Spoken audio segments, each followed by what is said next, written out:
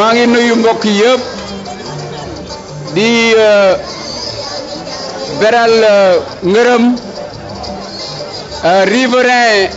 du port ci dalal bi ñu dalal ak waa marché Kermel ak waa plateau yëpp ci seen dalal bi nga xam ne moom la ñu dalal ak waxtaan wu am solo wi nga xam ne waxtaan nañ ko ak ñoom pour xam lan mooy seen jafe-jafe xam ngeen ne place bi ñu nekk te wër port bi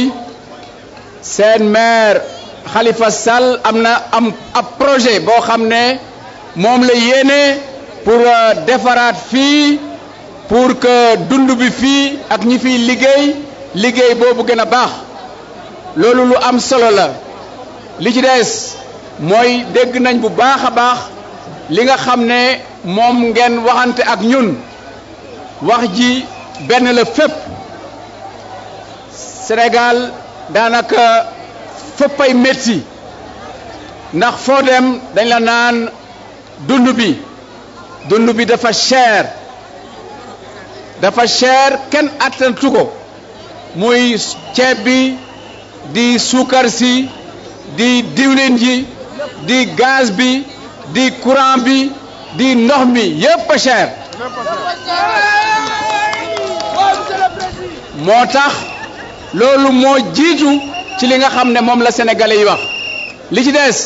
mooy mbirum xëy mi emploi surtout emploi xale yi ñu ci bari dañu ñëw di daan seen doole doon ay ambulant ñooñu itam ambulant yi seen jafe-jafe xam nañ ko waaye liy mbir bi mooy Abdoulaye Wade ci boppam dafay bloqué di yàq projet yi nga xam ne moom la maire de la ville amal pour ambulant yi waaye su ñëwaatee su neexee yàlla mbiru ambulant yi nañ leen utal place boo xam ne fa la ñuy nekk muy place bu fixe ñu moom ko di fa liggéey am fa place te kenn du leen fa jëlee liggéeyu xale yi itam nañ ci dugg bu baax a baax waaye loolu pour nga dugg ci foog ñu am qualification professionnelle mooy ñu am métier xam nga pour nga am liggéey pour nga am métier ñëpp mënuñu nekk ci bureau yi waaye mën nañu fexe ba ñëpp am luñ jàng métier ñu yombala leen ko suñu amee métier ut liggéey bi gën a yomb ñun bokkuñ ci ñi nga xam ne dañ naan suñu ñëwee dañ def ay junne wala million emploi kooku ku leen koy wax dafay wax lu ko neex li nga xam ne moo mun a am ñun loolu lañ leen di wax te loolu mooy fexe ba ngeen am métier fexe ba ngeen jàng bu baax li ci des mooy que mbir mi foog ñu fàttali ne Ablaye Wade amul droit ci ñetti mandat ñaari mandat la def léegi amatul droit ñetti mandat donc na retirer candidature boobu mooy indi jàmm ci Sénégal te soo jiitee réew fukki at ak ñaar def li nga mën mais yaa xayti nga dem def sa retraite dem noppaleku ji bàyyi ñi mun a yor réew mi ñu yor ko Sénégal avancé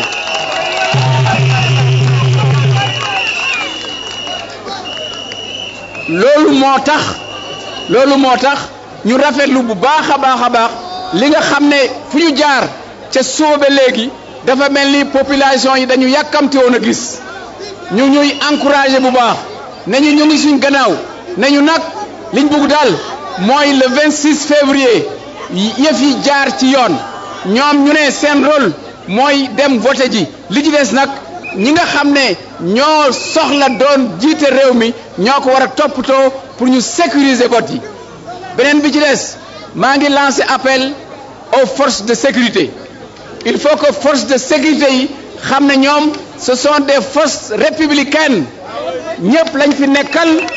waruñu faral gouvernement bi les gouvernements passent les forces républicaines restent il faut que ces forces républicaines comprennent qu'elles sont au service de l'État, au service de la nation, au service de l'intérêt général. Ablaye Wade ne doit pas les transformer en milices partisanes, ce n'est pas acceptable. Après Ousmane Tanor Dieng, place au candidat Macky Sall de la coalition Macky 2012. Il était à Tambacounda où il a organisé un meeting.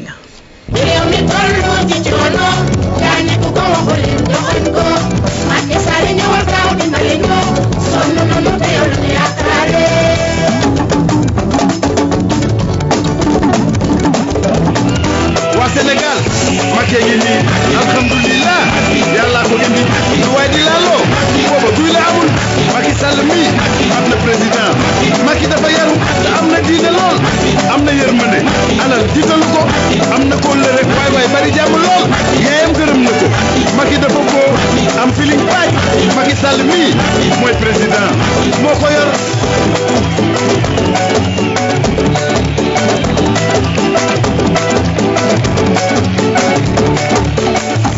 J'ai décidé de mettre en place 6 pôles de développement économique et social au Sénégal. Tambacounda sera l'épicentre du pôle oriental qui va concentrer des investissements importants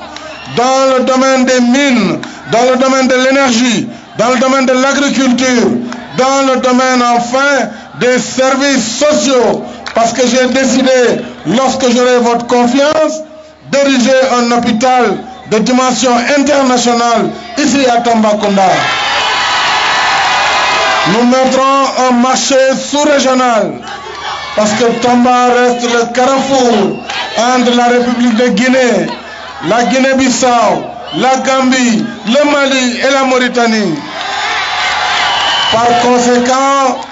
nous allons doter les populations de cette belle région d'infrastructures de développement, l'énergie avec une ligne haute tension grâce au nouveau barrage de Fellou et de Gouina. Au lieu de dédoubler la ligne de Manantali, nous ferons une ligne Bakel-Tamba-Kaolack pour rejoindre le réseau interconnecté. Nous avons donc beaucoup d'ambition pour cette région. Beaucoup d'ambition pour Tambacounda et pour les Tambacoundois. Voilà pourquoi je voudrais vous donner l'assurance qu'à partir du 26 février, les données vont changer dans cette belle région. Kon nag jarul tiit jarul ragal fii dañ koy gagné ndam li leer na nañ. li ma leen di ñaan nag yéen jeunesse bu Tamba ñii ngeen taxawee tey na ngeen ko def le 26 ngeen ñëw suba teel voté taxaw ci centre de vote yi organiser vote bi ngeen gagné jël seen procès-verbaux doog a mën a disperser wu jàmm na ñooy.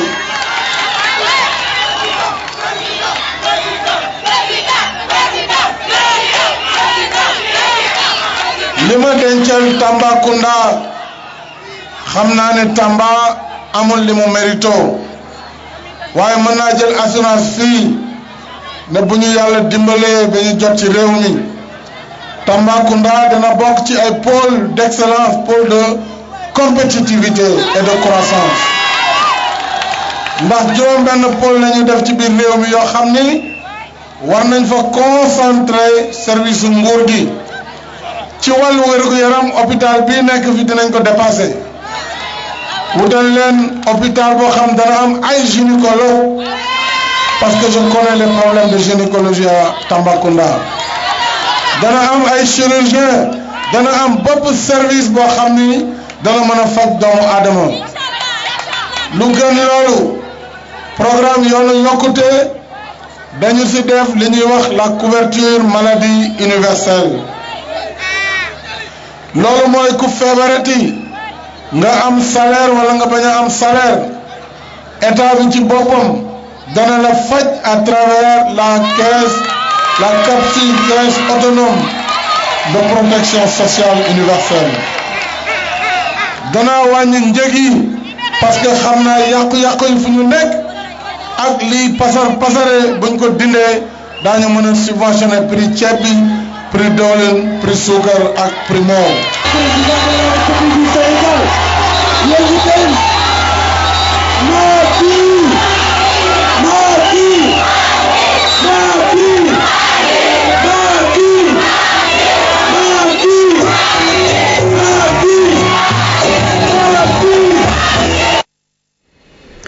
candidat Macky Sall qui a fait Bakel, Goudiri, Kidira et Tambacounda. Le candidat Cheikh Tidiane Gadio de la coalition du mouvement citoyen Lu Jot Jotna, soutenu par la coalition Gadio président, a rencontré les militants à son quartier général avant de s'adresser aux Sénégalais. Mbokki Sénégal, assalamu alaikum. Dellu si nañu waxtaan ak yéen ci campagne électorale bi ñu nekk. Xam ngeen ne campagne bi li ko gàllankoor mooy président Abdoulaye Wade nee na dafay bokk ci élection yi te yoon mayu ko ko. looloo ñu tere tey mënoon toog ak yéen def li ñu war a def maanaam wax leen suñu programme wax leen coalition Gadio président lan moo ko tax a jóg ci biir loolu nag bu ñu amee chance comme bu mel ni tamit ñu waxtaan ak yéen wax leen lu ñu tax a jóg bëgg suñu réew moo ñu tax a jóg bëgg ci suñu programme régler problème bi nga xam ne xam ngeen ko tey wax nañ ko fu nekk suñu bëgg li ñu bëgg def ñun mooy dundal askan wi jàngal askan wi faj askan wi ba kattan bi yàlla def ci doomu aadama bu nekk nga mën a génne kattan boobu mën ko jëriñoo jëriñ sa bopp jëriñ sa réew te ci biir loolu il faut que ñu am infrastructure yi ci ànd man de bëgg naa def autoroute bi ñu naan Sénégal Express mu jógee Ndar jaare ko Podor Matam wàcc wër Sénégal ba dellu si Ndar bëgg naa aussi def autoroute boo xam ne day def interconnexion entre capitale régionale bu nekk da nga fay jógee jël autoroute dem beneen capitale régionale loolu yëpp ay projet la yoo xam ne yu am solo la mais am na beneen boo xam ne dafa jege sama xol ndax métit bi am Casamance ma bëggoon Casamance ñu désenclavé ko def chemin de fer Ziguinchor Tambacounda ci biir développement boobu mooy bëggal Sénégal bëgg naa ñu def li ñu naan ay agropole maanaam juróom-ñaari agropole yoo xam ne mbirum mbay dinañ ko régler définitivement bëggoon naa def aussi juróomi centre d'excellence médicale ba nga xam ne nga am alal ak nga bañ a am alal doo jël avion di dem feneen di faju ji parce que li ñuy wuti feneen dinañ fexe ba mu am fii Sénégal te yàlla may nañu ko déjà ci xam-xamu docteurs yi ak professeurs yi ñu am ci ñi gën ci àdduna bi lañ bokk donc mbirum éducation tamit amul réew bu moom boppam développé wu te amul ay cadres yoo xam ne bien formés donc loolu tam Sénégal ba ci ay ingénieurs ay cadres bien formés dinaa ci jublu te dinaa ko def incha allah loolu yëpp nag buñ ko boolee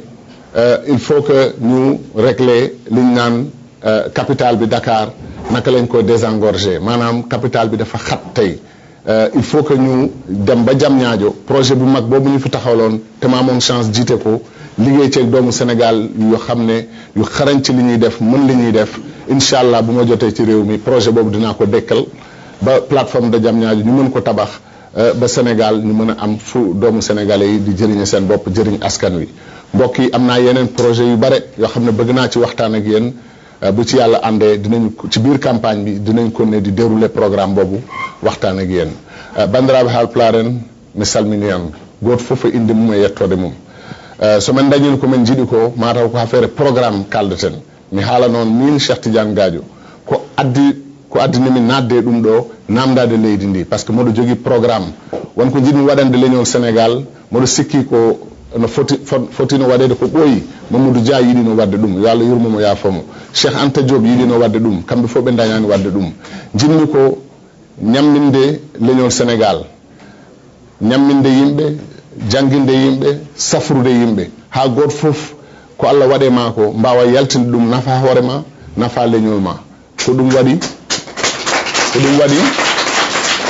men jaggine wonko foti waɗede leydi ndi komin inniri Sénégal Express taw ko autoroute gummotoɗo Ndar rewo Podor Matam en taaro leydi ndi ha arta Saint-Louis Ndar moɗo yiɗi aussi chemin de fer waɗe hakkude Ziguinchor e Tambacounda par ce que probléme Casamance oɗon gandi ɗo tolni am moɗo yiɗi réglude on probléme te wonko mbawmi hen plateforme Diamniadio aussi wonko jinmi wadde hen ha ganduɗa plateforme oɗon so waɗama Dakar no wayi fadde ni ɗum ɗon usto ha ɓiɓɓe Sénégal mbawa jogade économie leñol mumen mbawa yarude leydi ndi yesso ɗum foof so Allah jaaɓi ma en continue e yewtere wassalam.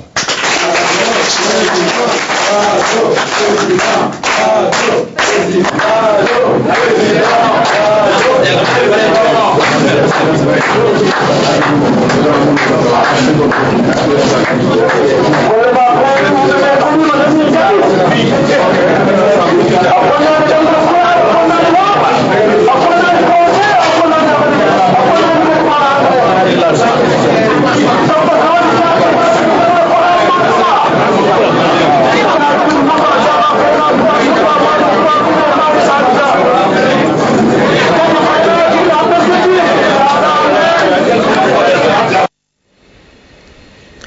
Après le sud et l'est du pays, le candidat des FAL 2012, Abdoulaye Wade, est retourné dans le nord. Il a tenu un meeting à Matam.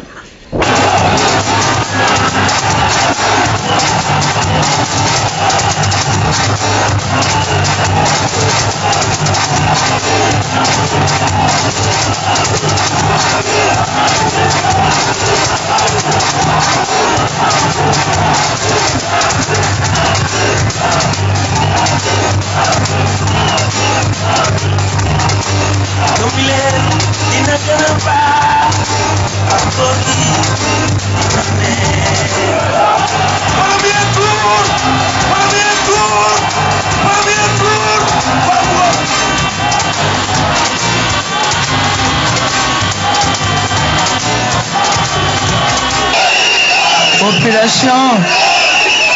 de la région de Matam, c'est mon 21e grand rassemblement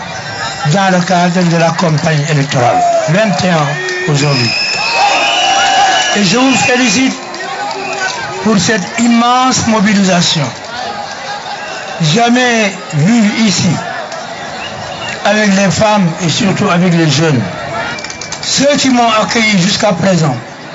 suffisent largement pour m'élire au premier tour.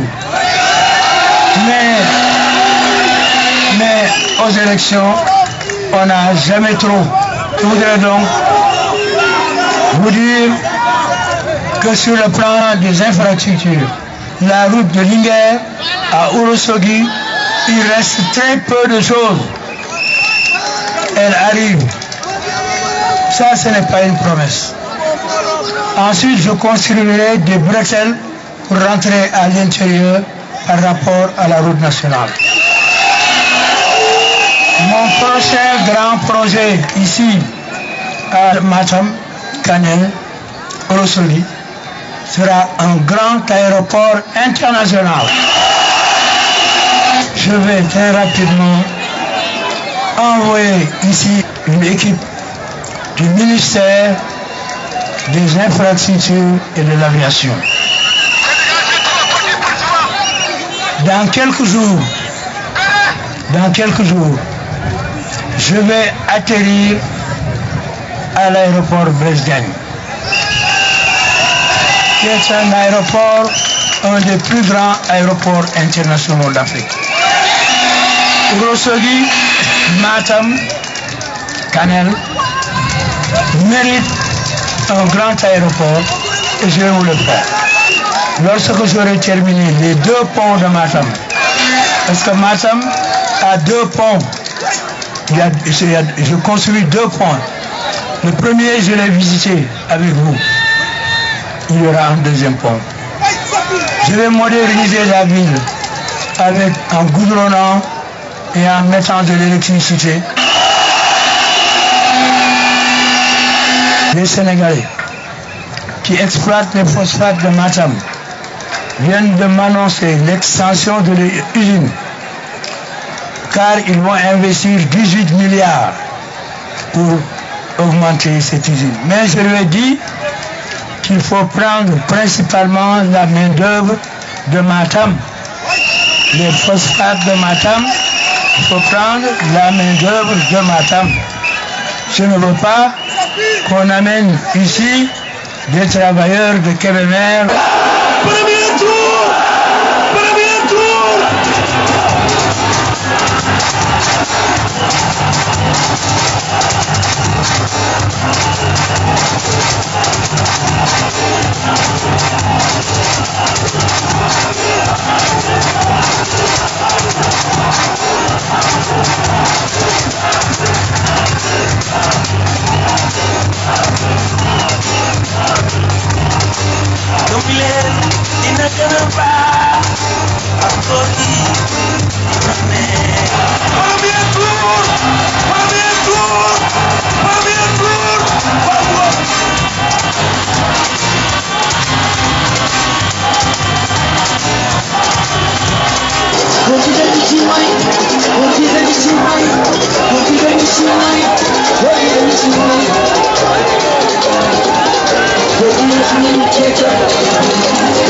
Thank you.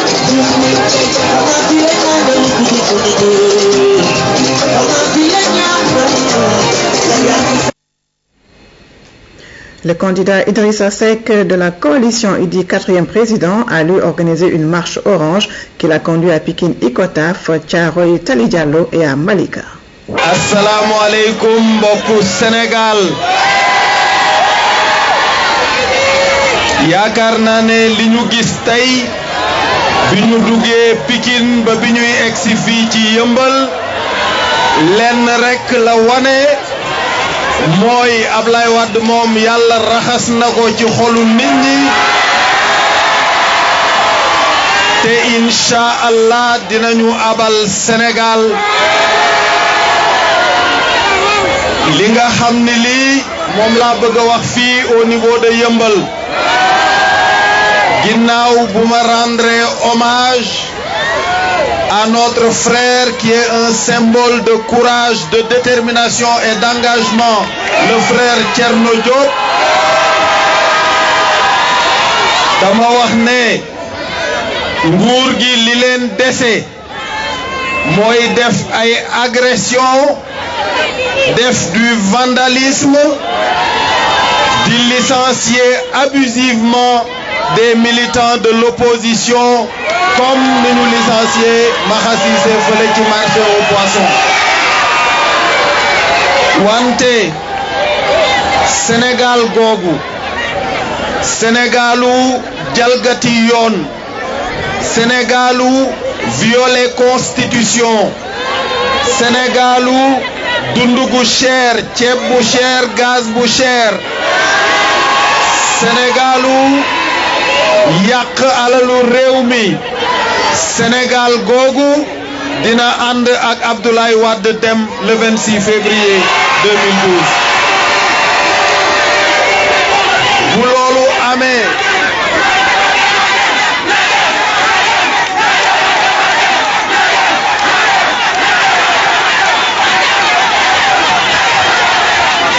xam naa ne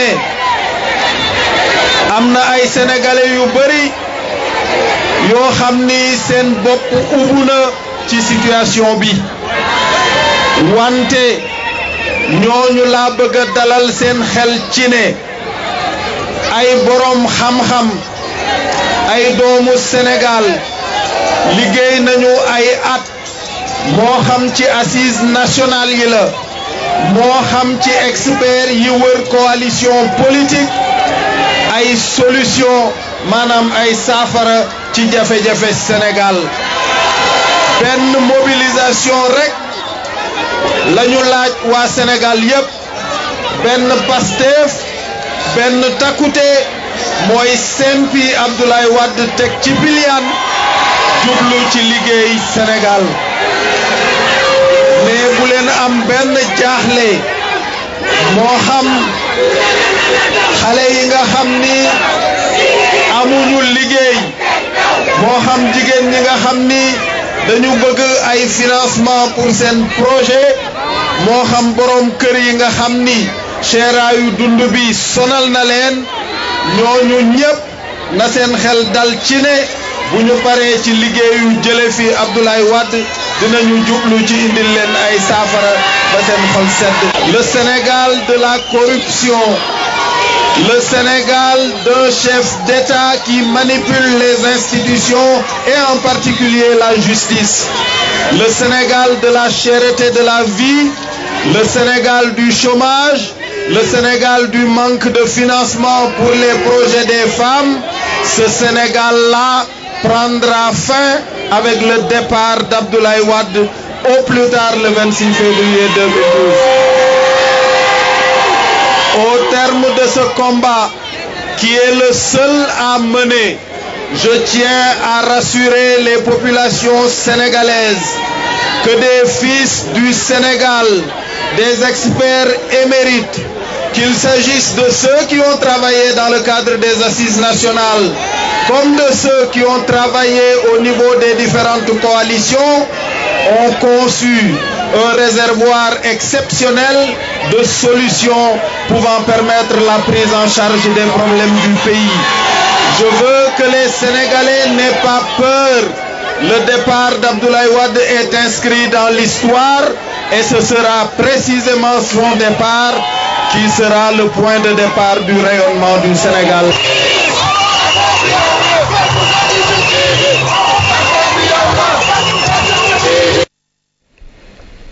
Et le dernier candidat de cette première partie du journal de la campagne est Omar Hassim Moudia du Parti humaniste. Il a tenu un meeting à Bembem et à Ranérou dans le Fouta.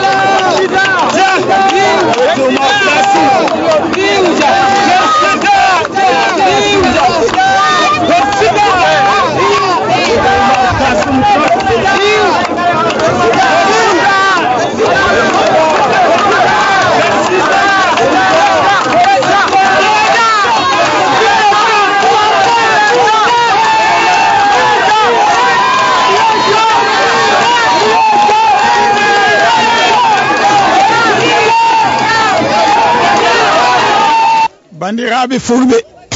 mi salmini on mone fof inde mum e yettode mum miɗa andi onon ɗo probléme mon ko woni caɗele mon ko ndiyam ɗo e Fergo probléme ndiyam ɗam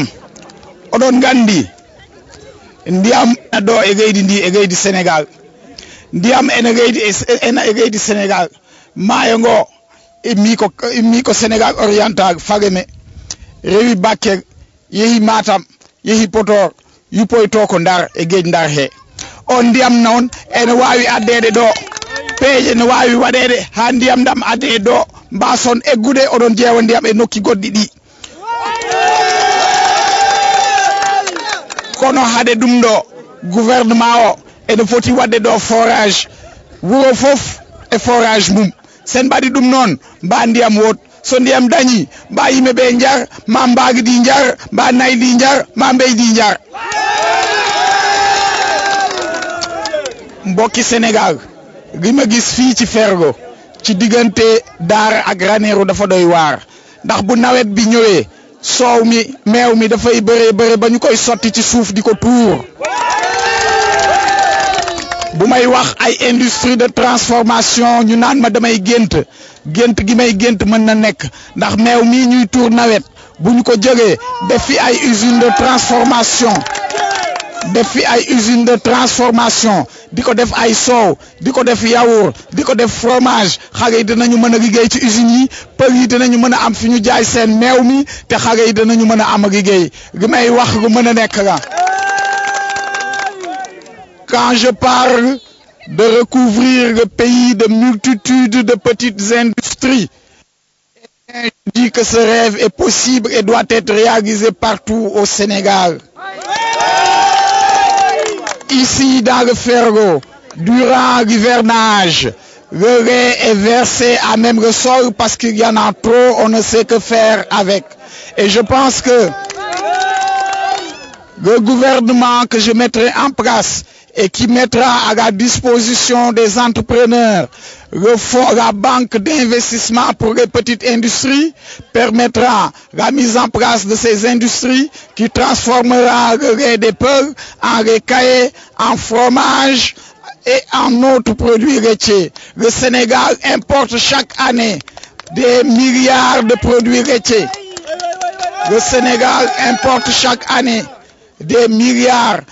en lait de poudre, en yaourt. C'est des devises qui déséquilibrent notre banque commerciale. Alors que durant l'hivernage, le lait est versé à même le sol. C'est les ânes qui boivent le lait dans ces contrées durant l'hivernage. Je pense donc que la transformation de nos produits est une réalité inévitable. Nous avons le devoir impérieux de mettre en place ces petites industries de transformation afin que cesse le gaspillage de nos ressources. Les produits qui sont des produits du terroir doivent être encore une fois transformés. Il y a des Sénégalais prêts à investir, mais encore faudrait-il que l'État mette en place des conditions permettant de faire ces investissements dans les petites et moyennes industries. Je vous remercie.